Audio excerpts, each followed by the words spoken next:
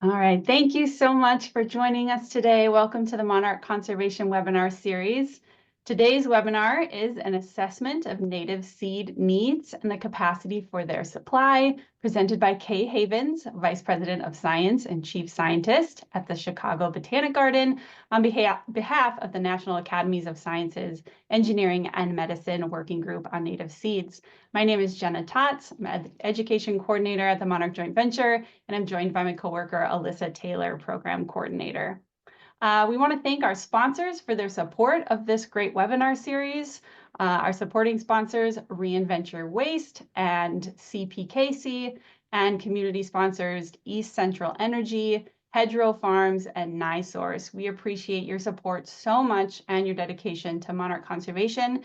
If you or your company is interested in sponsoring next year, please email me at learn@monarchjointventure.org. Before we get started, we just have a few community guidelines and some helpful hints for you to get the most out of this webinar.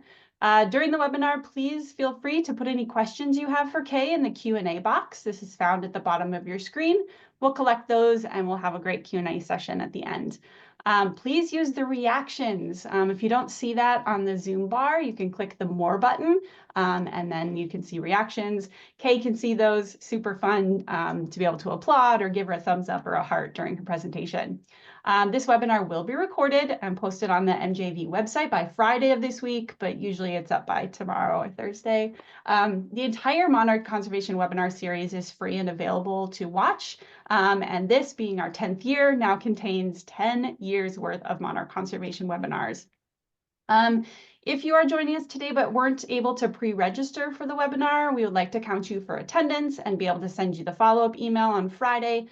So please email learn@monarchjointventure.org with your name, city, and state. And then we would like to remind you that there are translated captions on this Zoom call. If you'd like to add captions in a language other than English, click on the arrow on captions at the bottom of your screen and be sure your translation button is on, and then choose your caption language.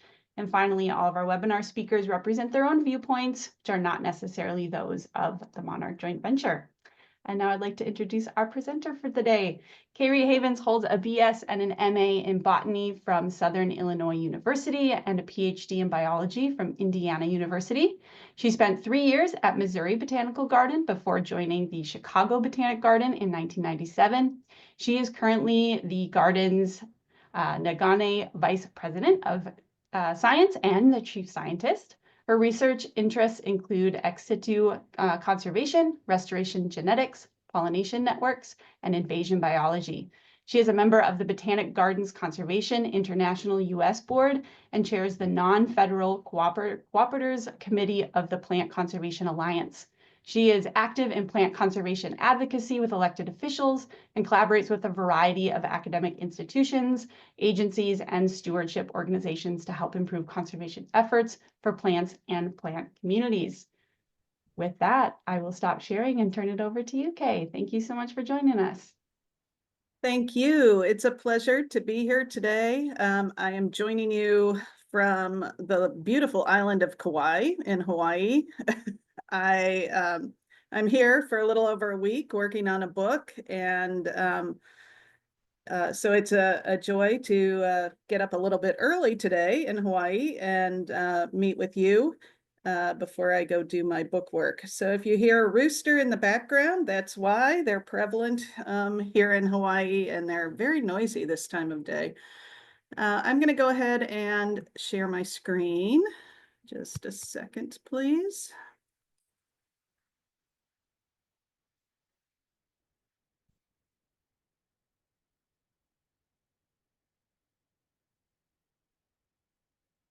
Oops, a little too fast there. Back we go. All right. So today I'm going to talk about what we're doing on a national level to improve the availability of native seed, focusing largely on the report that came out from the National Academies of Science, Engineering, and Medicine a few years back. But I'm also going to give you a little context before I dive into that, as well as what's happened since then. So, this group probably has a really good grasp on why native plants are so important. They're important food sources, not only for the monarch butterfly, but other pollinators and wildlife. They help make our landscapes more resilient to challenges they're facing due to climate change, increases in natural disasters, and more. And they help make those lands more aesthetic, give us a sense of place, and provide sites for recreation.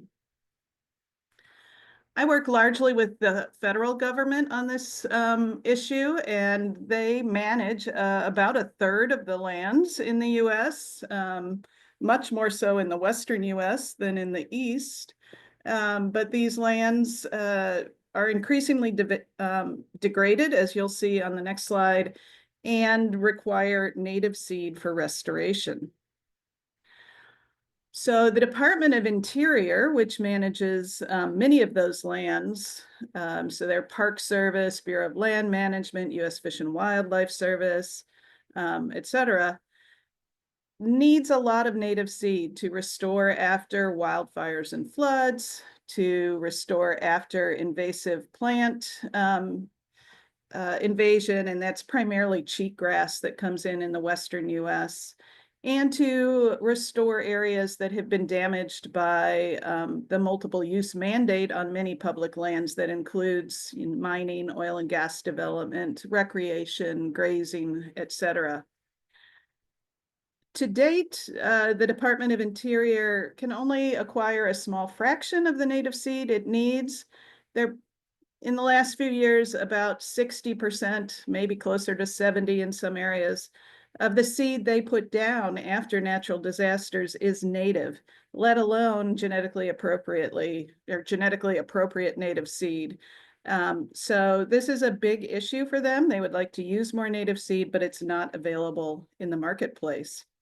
And I know all of you are interested in supporting monarch conservation, and you need native seed to do that as well, not only of milkweed species, but also native species that provide nectar resources.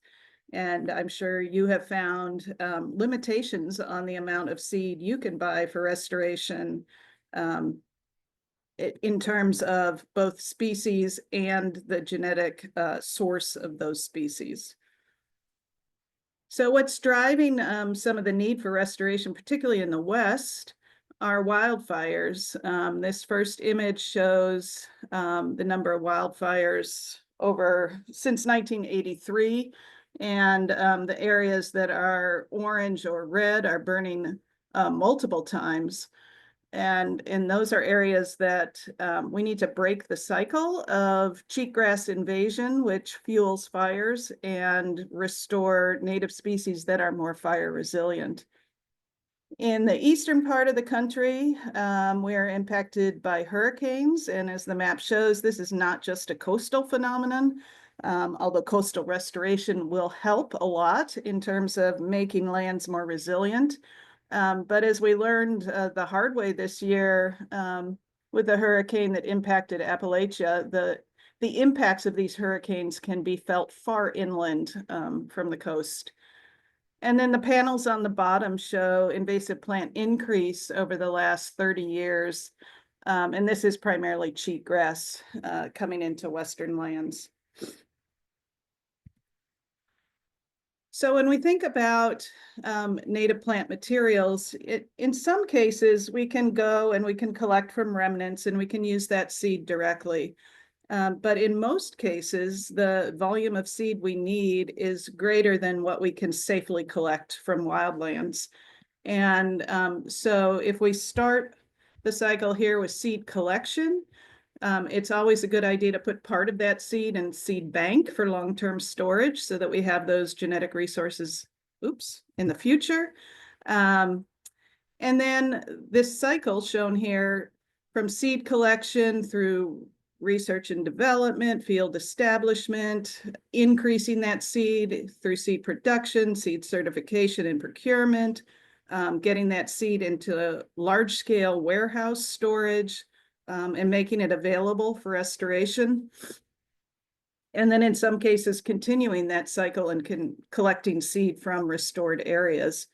So that's the rather lengthy process that goes into developing native plant materials for restoration. And this cycle can take several years to complete. So I want to talk a little bit about what the government has been doing to support increased native seed availability in the US.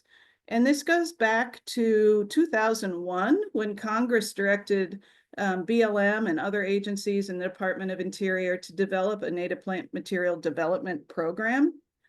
And part of that entailed writing the National Seed Strategy in 2015 and an associated business plan that provided the costs needed to implement that strategy. One of the goals in the strategy, and I'll show you the 4 main goals in a second here, was to do a national assessment of native seed need and the capacity of the industry to meet that need. That was started in 2019, completed in 23. Since then, Department of Interior has done a Keystone Initiative action plan. We announced the National Interagency Seed and Restoration Center earlier this year, and planning for that center is currently underway. So here's the National Seed Strategy goals. As I mentioned, the first one to do this national assessment, identify seed needs and ensure that seed is available.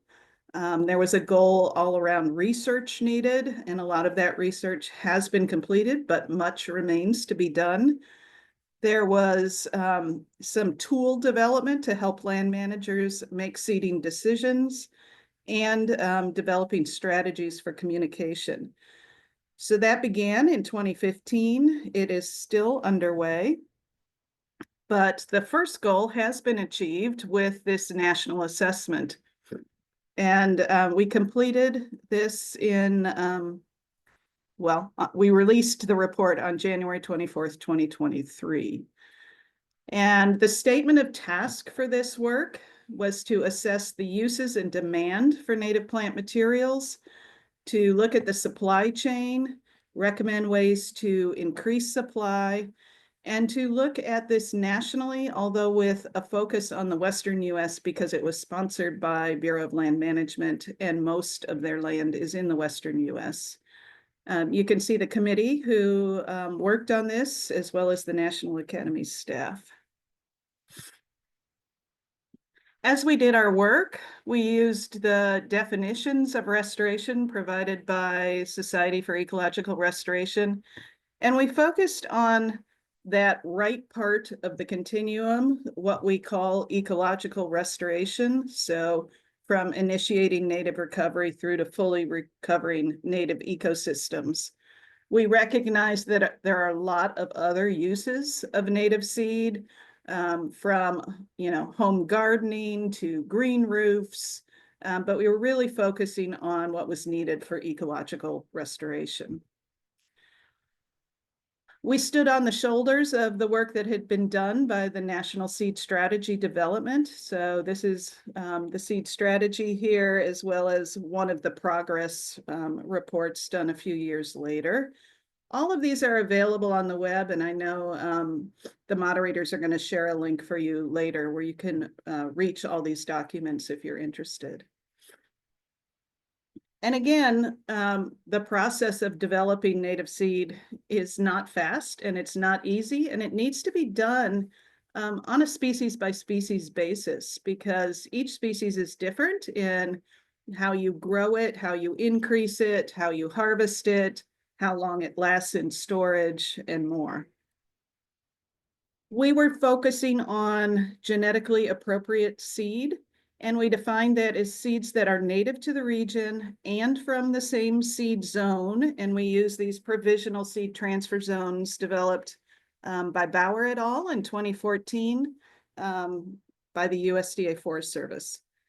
And we also focused on seeds that had not been altered by cultivation. So not native plants that had become cultivars through some sort of selective process. And our 4 years of work really boils down to this slide.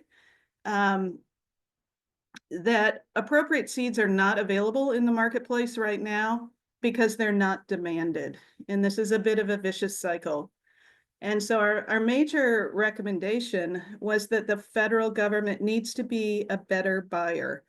It is the biggest buyer by far. BLM in particular buys more native seed than anyone in the world. And if they are consistent about what they want, if they don't accept substitutions, if they do this work with some advanced planning, and if they provide some technical assistance, that will create a more robust seed industry that benefits not only BLM and other agencies, but all of the smaller seed users in the country. So during this process, we interviewed or heard presentations from a lot of people listed here. And we also sent surveys to a number of seed industry folks, state users of native seed, so, departments of natural resources and such, as well as all of the major land management agencies. One of the things we asked is, what do you use native seed for? And interestingly, the creation of wildlife and pollinator habitat, were the top 2 uses of native seed by state departments of natural resources and similar. Below that came things like land restoration, soil protection, invasive species suppression, and more. We asked folks how important it was to use native seed for this work, and you can see that virtually everyone said that that was important. We divided some of our surveys into seed users in the western US, west of the Mississippi, and in the eastern US. We asked how important it was to have seed from their seed zone, the seed zone they were located in. And still, that was quite important for most users. And of a little less importance, but still overwhelmingly important, was to have certified seed.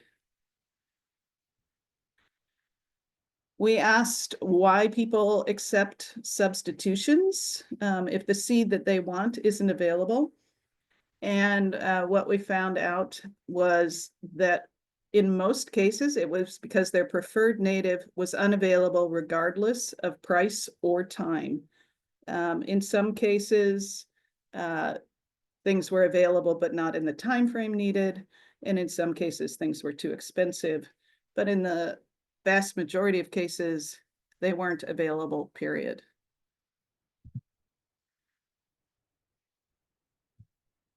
So for the federal users, some of the responses that came back said there's a benefit to having a planning horizon for projects, and that enables the industry to respond, to collect and grow that seed and provide the seed zone that is requested. With many natural disasters, there isn't that 3 to 5 year time horizon, but I do think we can get a lot better thinking about, if you go back to that slide that I showed in the beginning, how frequently an area burns. Areas that are burning frequently, we can pretty much guarantee that they're going to need seed in the near future, and we should have that on hand. Another thing the Fed said was there's a need for expertise in botany to inform seed selection. Many of the seed purchases are made by staff in, oil and gas development or mining, and they may not have the background in botany and ecology to make nuanced decisions about what seed is needed. And another problem that the industry faced is there's ambiguity about what local or genetically appropriate seed means.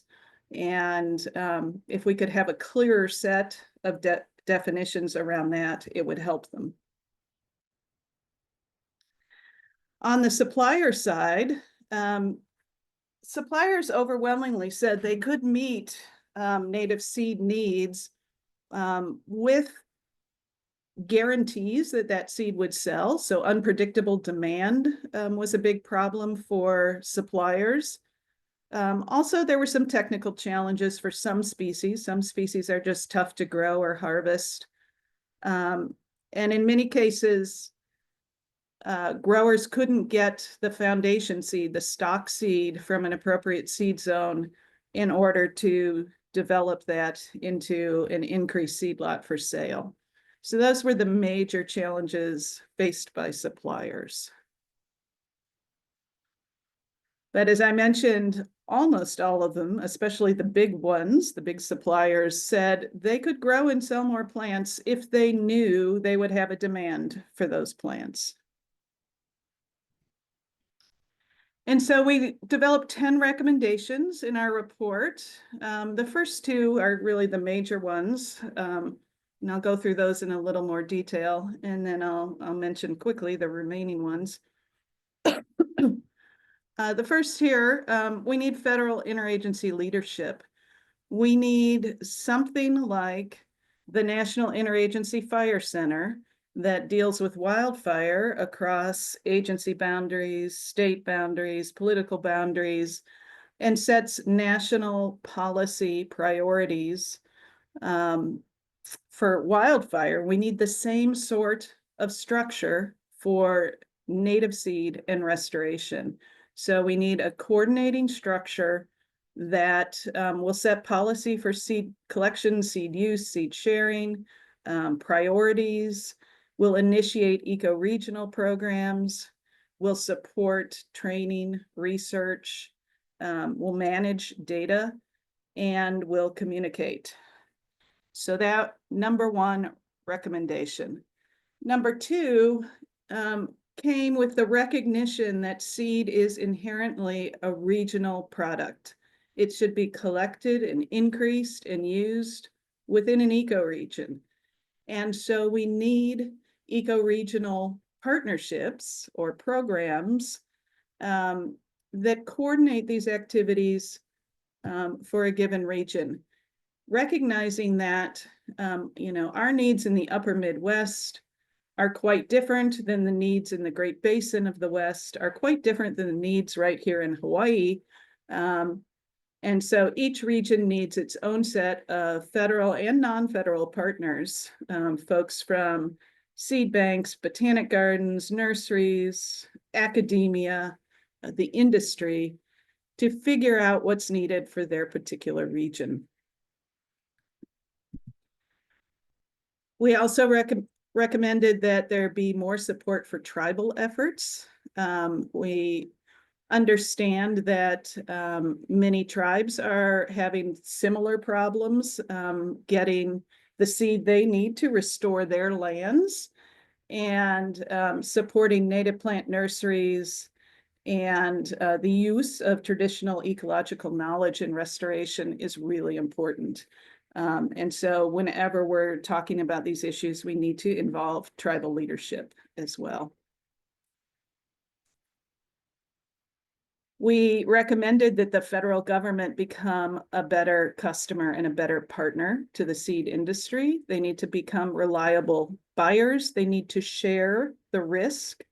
So when you think about that cycle of native seed development, and the fact that that can take 5 to 10 years to develop a new crop, the risk is on the supplier. And if they have a failure along the way, they have lost a lot of time, effort, money, and they only have something to sell at the very end of that long development cycle. And so there are types of contracts that the federal agencies could use to support and share the risk with the suppliers, contracting purchases in advance, making sure that producers have the genotypes of seed that they want to buy. you know, we provide subsidies for a lot of crops in this country, but we don't do it for native seed. And so that's something we could look at as well. And then really becoming good partners with seed suppliers. What the NRCS does for agricultural seed suppliers in terms of providing foundation seed of cultivars, technical support on how to grow that on your farm. We need that same sort of support for native seed growers. And the government can play an important role in that. There's a lot of research that's needed, understanding seed transfer zones, traditional ecological knowledge, the economics of the seed industry, how climate change is going to affect seed use. How do we go through that cycle of plant and seed development and maintain the genetic integrity of the seed source? More investment in seed testing and seed storage of native seeds, and so forth. We need better infrastructure. One of the things we learned was that the warehouses where seed is stored, often, you know, a year, 2 years, up to 10 years, are not necessarily temperature and humidity controlled. And seed is a perishable product, and we can increase its shelf life by decades to centuries, depending on how we store it. And so investing in humidity controlled, temperature controlled, cool, dry seed storage will alleviate a lot of the problems we're having. Similarly, seed cleaning of native seed can be quite difficult. And most of the machinery that's out there was developed for crops. So having these regional hubs where we can share specialized equipment, develop specialized equipment will become really important. So I mentioned warehouses. We were kind of shocked to find that many of the seed warehouses were storing seed in semi-trailers, not temperature controlled, not humidity controlled, in the desert. You can imagine how hot it gets in those trailers, and cooking your seed is not good for it. It kills it immediately. And so, you know, think of all the effort that went into developing and producing that seed, only to kill it in a hot trailer before it's used. And then these last couple were about BLM specifically because BLM was the sponsor of the study. We recognize that the best seed bank is nature itself, and so we need to be conserving native plant communities as reservoirs of genetic diversity, as well as just important sites of biodiversity. So we recommended more conservation on BLM lands. And finally, we recognize that the BLM Plant Conservation and Restoration Program has the botanical knowledge to do this kind of work, but they're often left out of many of the decisions on what seed to purchase and how to use it. And so we recommended that they be empowered to oversee restoration and to build the seed stocks that are needed. So that was the report that came out. You can find it at the National Academies website. It's also linked at the website that will be shared with you during this talk. But now I want to spend a little bit of time on what's happened since that release almost 2 years ago now. And the Department of Interior did take this seriously. They developed a working group called the Seed Keystone Initiative that developed an action plan that built out the plans for implementation of this report. looked at ways to improve the supply chain for Department of Interior agencies, and invested in eco-regional and tribal partnerships.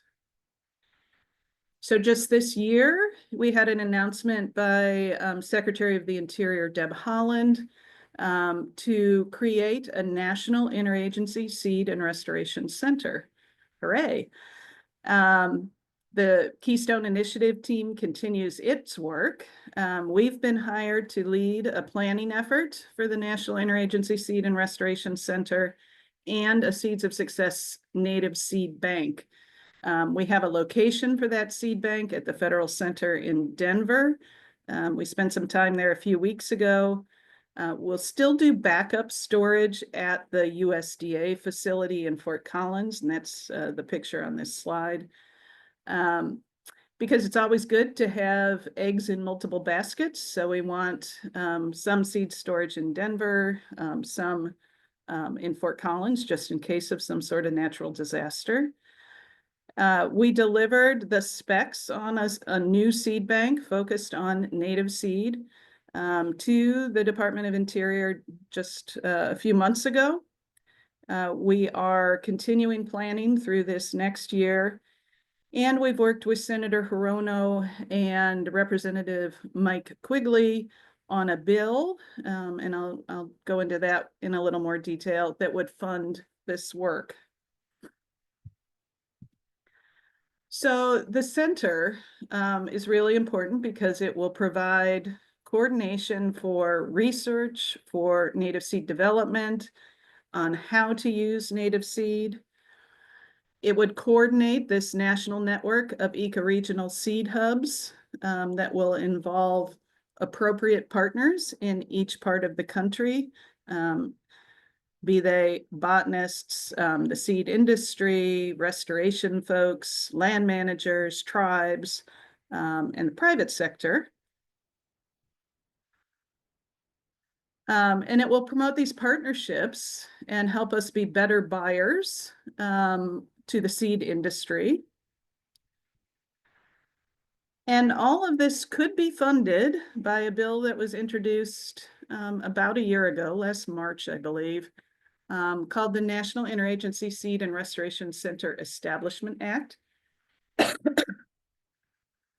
And this bill recognizes that we have an urgent shortage of native seeds, that we need them for restoration, that this will make our land more resilient, and it will provide long-term funding for this National Interagency Center and the ecoregional programs to make sure we get the right seed in the right place at the right time. And so with that, I'll stop sharing and we'll take your questions. But I just want to acknowledge that this is not all my work by any stretch. A lot of people have helped, including the NASEM report team, Vera Smith, Becky Barak, Jessa Finch, Patty Vitt, Shannon Still, Andrea Kramer, Marcella DeVitas, Rob Bradner, and Peggy Olwell. So I will stop my share. There we are. And yeah, I'd be happy to answer any questions about what we hope is next. Great, yeah. Anything that, any questions about what I presented? Yeah, just a reminder, go ahead.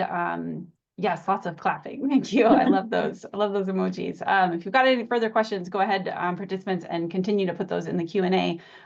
If we don't get everything answered, I'll send the rest of them over to Kay and include those in the follow-up email. All right, we will start at the top.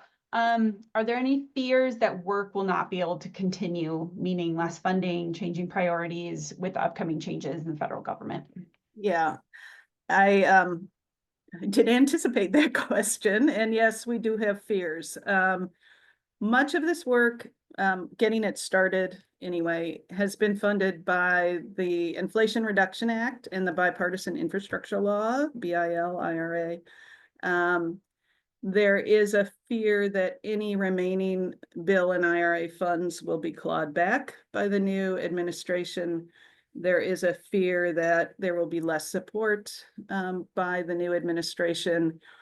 But I do believe strongly that this issue is nonpartisan, that when we think about the importance of public lands and healthy public lands for recreation, when we think about the fact that restoration can help mitigate against future natural disasters, resilient coastlines help in hurricanes, resilient forests help prevent wildfires. So, I mean, I think we can make the case to just about anyone, but of course we do have fears. Well, let's hope it continues to be a bipartisan issue. Yes. Is the National Interagency Seed and Restoration Center poised to become an effective tool like the National Interagency Fire Center? I fully believe that it will. It is being developed under the Department of Interior agency called ORDA, which is Office of Restoration or Recovery. I'm not sure what the R is for, and Damage Assessment. And so they're the office that accepts money after a natural disaster and helps funnel it for the restoration of that land. A lot of their work in recent years has been responding to the oil spill in the Gulf and restoration along the Gulf shoreline.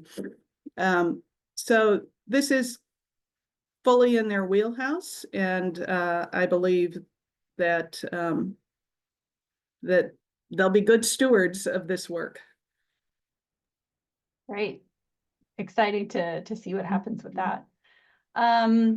Here's a question with a little bit more information also. Would you consider the Department of Energy as additional federal agency for coordination? The development of renewable energy is a large-scale land manipulation that can require a large amount of seed during site stabilization and restoration. It'd be interesting to have that sector as a collaborator. Yeah, absolutely. So this is all starting as a Department of Interior effort, mainly because they manage most of the land, but we recognize that it needs to expand beyond Department of Interior, especially including Forest Service, Department of Defense, and Department of Energy. I know in the Midwest where I live, restoration associated with solar energy development is one of the biggest drivers in our region. And so, good point. Great. This question was upvoted. If property owners have local native plants that might be needed for seed, is there a way to coordinate getting seeds from private lands? Yeah, so I think that's something that will fall under the eco-regional programs. There may be, depending on where you live, there may be private lands that are bigger and better sources of native seed than public lands are. In the East, in the Midwest, we don't have a lot of public land compared to the West. So I think land trusts and other folks like that will be important partners in some of the eco-regional programs. Have those offices, the eco-region, have that been set up yet? So that's some work we're going to be doing in February. There are existing eco-regional programs already. There's a Great Basin program, a Colorado Plateau program, a Mojave Desert program, but we need those everywhere. And so I know there's some efforts just starting in New England, in the upper Midwest, in the Southeast grasslands. So we really need to look at what exists, where the gaps are, and figure out how to fill those gaps. Good luck in February. Mm-hmm. Is the Seed Savers Exchange involved in this? Right now, they are more involved in the heirloom food crops, but they mentioned in a course I took that they were looking into native non-crop seed saving and storage. I wasn't aware of that. They have not been involved yet, but I can certainly look at them more closely and reach out and have a conversation. Great. I've seen areas in the west that are nothing but cheatgrass, as far as you can see. How can these areas be restored to native species? Yeah, so it is a challenge, but after a wildfire goes through those areas, we have a small window of opportunity. I have some colleagues in the Western US that are looking at what they call native winners, which are kind of aggressive native species that can be sown in after wildfire and actually compete well with cheatgrass as it tries to come back. And so I think there are probably species and restoration techniques and timing and a lot of luck that could go into successful restoration after cheatgrass invasion. Good to know.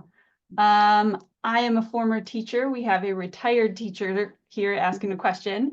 So my passion is real and relevant with relevant student involvement. Are there any plans by the center to involve youth? Another great question that I haven't given a lot of thought to, but there are certainly wonderful ways at the Botanic Garden that we engage youth in a lot of our research, including some of our community science programs. And I can envision ways that youth might participate in the future in this endeavor, but that yet to be worked out. Right. How well are we doing with collection and distribution of native milkweed species? So I know it's a priority for a lot of regions because of the need to support monarchs in particular. And the monarch listing, if that happens, would certainly drive further need for restoring critical habitat. I can't tell you the number of milkweed accessions off the top of my head that have been collected, but I know it's been a priority for seed collectors working under Seeds of Success. And I know even in our own region in the Midwest, it's a priority for us and our seed bank. So I suspect there's a lot of seed ready to go, foundation seed, and we need to find and connect with the growers that will help us increase it. Thank you. How are we doing? Still able to do some more questions here? I can do a few more, yeah. We've got some great ones here. This one was also upvoted.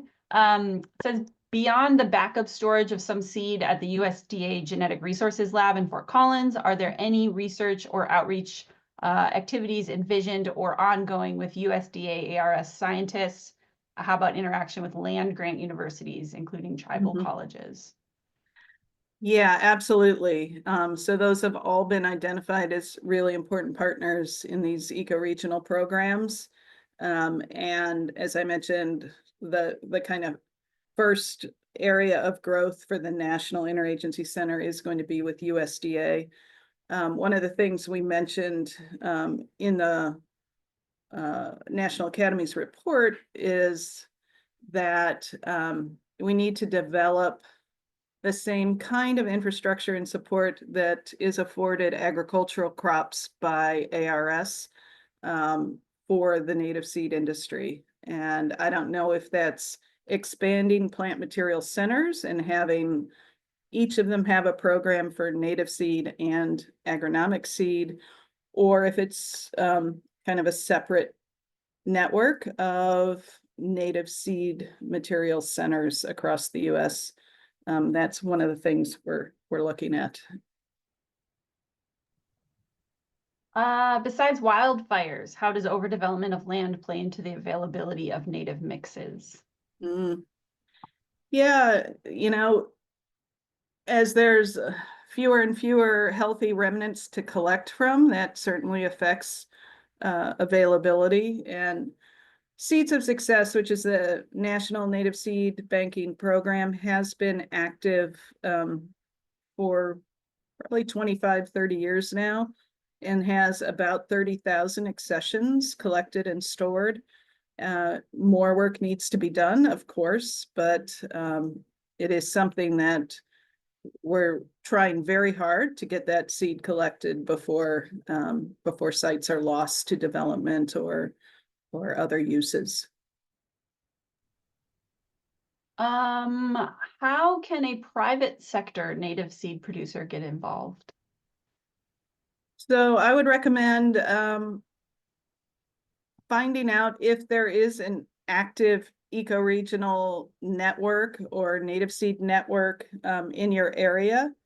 And if not, be on the lookout for one developing, because I think over the next year or two, we'll be seeing these develop across the country. And I think that's probably the best point of entry for growers. Would you be able to clarify the status of the S4462 bill? Yeah, so it was introduced. It did not go up for a vote in this current Congress. It will need to be reintroduced in the next Congress. I think, to be honest, its chances of succeeding in the next Congress are slim. But we are actively looking for Republican co-sponsors, both in the House and the Senate, and trying to make the case that this is something that benefits the country in many ways, and that we can't wait. And so, yeah, bills have to be reintroduced every Congress. So we'll be awaiting reintroduction probably February, March of this year. Okay, positive thoughts. Yes, fingers crossed. Yes. Budget can often be a roadblock to native revegetation efforts. Do you know of a place to find grants for purchasing native seed? Yeah, off the top of my head, no. But let me give that a little thought, and if I come up with it, if I have an answer, I'll share it with you to share with the attendees. Sounds good. If this person that asked this question is in the Western United States, California, Southern Oregon, we will include an MJV program that can get native seed in your hands. You gotta have a bigger plot of land, not huge, but I will include that in the follow-up email. Yeah. Does Pollinator Partnership have a program? They may. I'll scour that one. Mm-hmm. See if we can include something for that. We've got about 4 or 5 more. If you're willing. Yeah. Cool. Does the DOI involvement help individual state programs for seed acquisition in the form of farming and storage? Sorry, can you read that again? Yeah. Does the DOI involvement help individual state programs for seed acquisition in the form of farming and storage? Yes. So the DOI ecoregional hubs may have storage that states can share. And certainly cleaning facilities that could be used by smaller agencies and landowners. So it's really, again, through those ecoregional partnerships that support for states will be provided. Question about seeds specific. How long are seeds viable? I know that can be dependent, but what might be the maximum number of years? So it depends how they're stored. Kind of the thumb rule is every degree of temperature that you decrease the storage, and every percent of humidity that you decrease increases seed life. Dry and frozen seeds can last decades to centuries. Particularly things like legumes, maybe even thousands of years. Wow. But in adverse conditions, in a very humid area, at room temperature, or subjected to heat, not very long at all. So it really depends on how you're storing those seeds. Right. Hopefully we can have some more humidity temperature controlled facilities. Yes. How can local volunteers get trained to do seed collection? Oh, that's a great question. I know a lot of botanic gardens offer information on that. We have offered over the last 25 years internships for folks who want to get involved in seed collection. Many native plant societies may also have information and training, or get involved with a smaller landowner in your region. So for us in Chicago, Forest Preserve District of Cook County or Lake County or any of the collar counties have volunteers that they train on native seed collection. So there may be an opportunity with a smaller a regional landowner to get some training. Will letters to our congressman help with the bill? Absolutely. So, you know, be on the lookout for reintroduction sometime in the spring. And when you see it, definitely a letter to your elected officials will help. We at MJV will try to keep a pulse on that one and, Yeah. and post some updates when we see it. Obviously, an important thing for monarchs, for milkweed, as well as the more part, monarchs and more we often talk about. So Right. absolutely. Well, great. There's a couple more, but I think we're reaching the end here. Thank you so much for answering all of those wonderful questions. You are a wealth of knowledge, and we can't thank you enough for your wonderful presentation. This has been quite wonderful. Thank you to everyone participating today, for your questions, for your emojis. I know in a webinar it can be somewhat difficult to participate, but we thank you. If you would be so inclined, we would love for you as participants to fill out our survey form. This will be the last presentation of our 2024 season. And if you have not signed up for 2025, please do that. We'll put the survey form in the chat, and then we will also put the sign up for 2025. We just want you to be aware that just because you're signed up for 2024, it does not mean you're signed up for 2025. We're using a new system, so if you could please do that if you have not. I've also shared to let you know the lineup for 2025. 9 out of 12 months have been confirmed, so you can check out the general topics for those. We've got some great conversations coming forward, a couple of youth-specific webinars, which we're very excited about. One talking about a couple of youth organizations, and then actually in May, youth coming to the table and sharing their stories and their work on projects and initiatives. So we hope you can join us for 2025. We're hoping to do a couple of extra webinars as well throughout the year in Spanish. We tried that out this year, and so we want to throw in a couple more of those. So those will be coming in the new year. But we really hope you join us for our first webinar in 2025 on January 28th at 1:00 p.m. Central, Monarch Butterfly Conservation on DoD lands. This is with Stephanie Hertz, the Recovery and Sustainment Partnership Coordinator for the Department of Defense, and Mercy Manzanares from Monarch Joint Venture. So thank you all so much. Thank you again, Kay, and we hope you all have a wonderful day and a Happy New Year. Thanks.